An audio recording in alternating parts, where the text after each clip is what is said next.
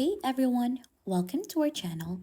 In today's video, we'll learn how to save Pinterest pictures to your gallery, iOS and Android easy guide. So for us to be able to begin, let's head here onto my Pinterest account. So make sure to log in onto the right account.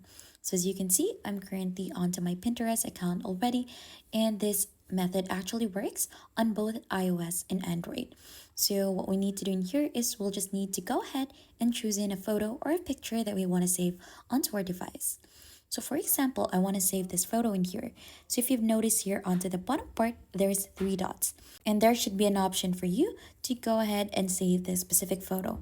There are some of the photos in here that is restricting you to go ahead and save the photo. So you'll have to go ahead and choose in a free photo that is downloadable here on Pinterest. So for example, this one. So if you click onto that, there might be no options for you to download the image. But if you click onto this, and click onto the three dots here onto the upper part, there you should be able to find a download image. So you'll just have to make sure and click first onto the photo before checking if the download image is available, because sometimes it might not show just the copy link, but there might be sometimes as well that you could see the download button.